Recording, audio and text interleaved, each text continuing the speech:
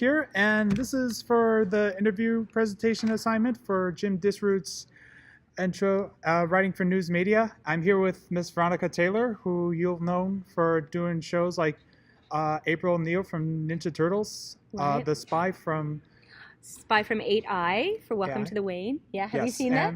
and yeah, Yeah, and it's great animation. Sailor Pluto from Sailor Moon. Right. But you'll most definitely know her as the original voice of Ash Ketchum from Pokemon. Hey everybody. Thank you for taking your time to be with me, Miss You're Taylor. welcome. I'm so happy to see you again. Same to We're you. old friends. Anyway, all right, tell me your questions. Well, to start off, as far as the voice acting business is concerned, would you mind telling me what got you into the whole world of voice acting and the whole environment of it?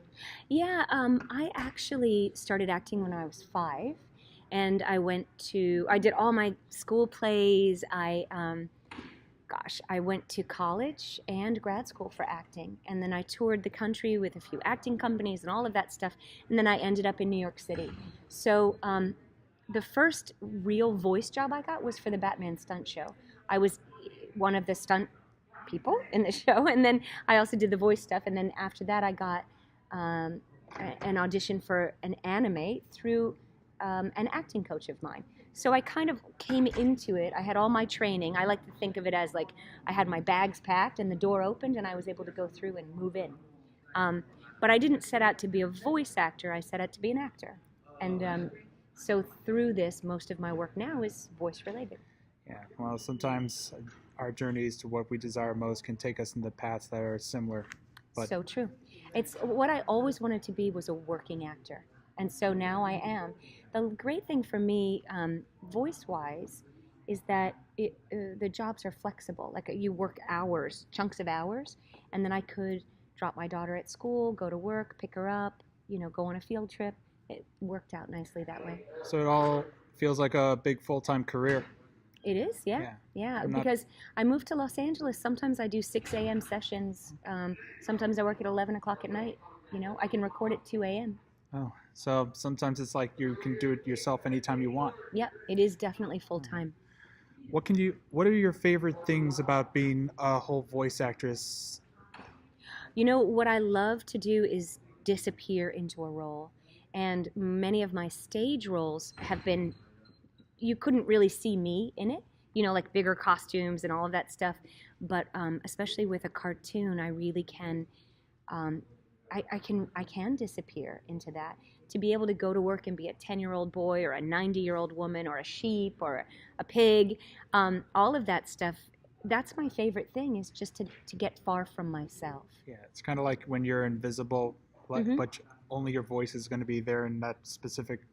Yeah, and you have the freedom to really act, to really create this whole world. When I record audiobooks, I get to play all the characters, and then it's I just really like it to. It's a great challenge to play characters that are so far from myself that I wouldn't get the chance if you were looking at me. What are your? I'm sorry to ask, but what are Yeah. your least favorite things about being a voice actress? I think that pertains to acting in general, is that you just never know when your next job is coming. There's no job security, and if you get sick or lose your voice, you could they can replace you so easily. So that's the thing I hate, that you just never know when work's coming. Yeah, so it's kind of like more of a audition. Like you have to get to that specific place, or it's not always about whatever you want. That's right. That's right. I audition for so many things, and I don't get so many things. When you're taking part in an audition, like you're auditioning for a new character, like you've never done before, Uh-huh. what processes do you take in terms of taking up to that audition? So usually what I'll get is a lot of things I audition at home now. You have to send in, you used to go to a casting director, and now a lot of things are just at home. So I open the email, and sometimes it has a picture of the character, and it may have a quick couple sentences, like let's say the rundown for Ash, since everybody knows that, would say like, have a picture of him and say 10-year-old boy, energetic, stubborn, positive, and that might be it. And then you have the lines. So you have to kind of figure out who that is, and sometimes they say sounds like Sigourney Weaver or something, and then you have to figure out, well, what are they thinking Sigourney Weaver when, or is it her attitude, is it exactly matching her voice? You engage your imagination a lot because you have to make things up, and then you send in 3 takes, and then you just wait and see. The way I see it in a voice actor's perspective is that they relate to the character that they portray. Like if they feel like they're stubborn, you relate. I used to be like that when I Sure. was her age. Yeah. How do you relate to the characters you portray, and what character in your overall career do you relate the most in your career? Well, I do try to find something positive and redeeming, even if you're playing a really bad character. There's something that makes them think that what they're doing is worthwhile. I don't think anyone does stuff saying, I'm horrible and I'm just going to do horrible things. There's somehow they think they're doing good, I think. So I try to find those positive qualities. Other characters, I have no trouble with that. Ash is one of my favorites. I love how positive he is. I love how energetic he is, how goal-driven. April O'Neil, what I loved about her is that she's so grounded. She does a lot more on the computer than I do, so she's a lot more smart than I am. So those were 2 of my favorites. I like things that are just crazy. I played the sheep on Word World, and she's always trying her best, but kind of fumbling. And there are definitely things that I think that's what appeals to us about most characters that we are drawn to when we watch something, that we see parts of ourselves in kind of everyone. But Ash, more than anything, is every man. He is all of us, I think. All right. When you consider college students who want to get into the voice acting business, right, what would be the best advice you'd give to specific college students that want to get into the voice acting business and how they see it? I would say the main thing is take as many acting classes as you possibly can. You want to get your training.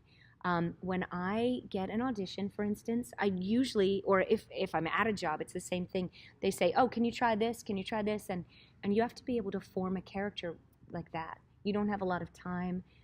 When we were working on Pokemon, for instance, we would go in, get the script, and just start. So you have to imagine what the other people were saying because you didn't hear them speaking. You were alone in the booth. So with all the skills I learned in acting class, I could skim through the script, figure out what my objective was, what I was doing in the scene, what the person might be saying who was talking to me, and put it together so that I could act like I was responding. So I think your acting classes, voice classes, even playing sports, I think helps. It helps with your breathing. I agree. You want to get, but you want acting classes. That's the main thing, I think. I agree with that. And of course, as far as acting inside a booth when you're playing the role of a character, is there ever a chance you work with others? Like, for example, in Pokemon, when you work with Rachel Lillis and Eric Stewart, has that ever been possible in that? We never were in the booth together. When I worked on Ninja Turtles, we were in the booth, all of us together, because that was a prelay show. So we recorded first and it was drawn later. Other shows I worked that way, but for when you're dubbing something, you always work alone. So when voicing for an anime is different, but voicing for cartoons made here in the United States, you work with specific people, and how does that work in terms of working as a team in creating your voices to the characters? I think that's a great question. Part of it is it's twofold because some shows you get to work as a huge group, and then it's a little more, even if you're not improvising, you're really reading what's on the page, the energy is different because you're working off of someone else. Even in some prelay shows, I work alone. So I'm still kind of imagining that and creating it on my own, and then the director will put it all together. But it's always much better to be in the room with someone because the energy's just different. How do you describe working with voice directors when they tell you what they want from the character, or I want you to do this and that, or try not to do this, or something like that? Oh, and that's no problem because as an actor, what you have to do is you have to mold yourself to what is wanted. So I could come in with like my ideas for something, and if it doesn't fit with what they're putting together, the director knows kind of the director has the idea for the quilt, and I'm just certain squares, you know? So my square can't always be so bold. It has to fit in with the pattern that they're creating. So you come with your ideas, but you have to be willing to let them go. And you have to be able to step outside yourself so you don't take it all personally, you know? Yeah, I something like rejection comes to mind, and I'm sure every voice actor uh, goes through that every now and Yeah, then, and that's yeah, perfectly normal. sure. How would Rejection every day, every day. how would you how would you feel that also influences other people when they get to that term of rejection? Well, I think you have to, so you have to realize that sometimes, let's say you're auditioning for a play. Um, you could be a great actor, but let's say you're too short because for me, let's say the leading man is 6'5", and you really need a woman who's taller. And I can't be wearing really big shoes, so they cast a woman who's taller. So sometimes it doesn't have to do with, most of the time, it doesn't have to do with you. It's just that how you fit with already what they've been putting together. Let's say they have one main person that they know they want to cast for something. Um, and so they have to work you in around that. So you have to just find a way to step outside of it and just give it your best and walk away. It's really hard.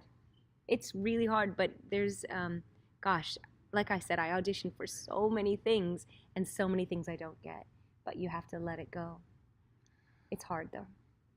Now, I wanted to ask, since this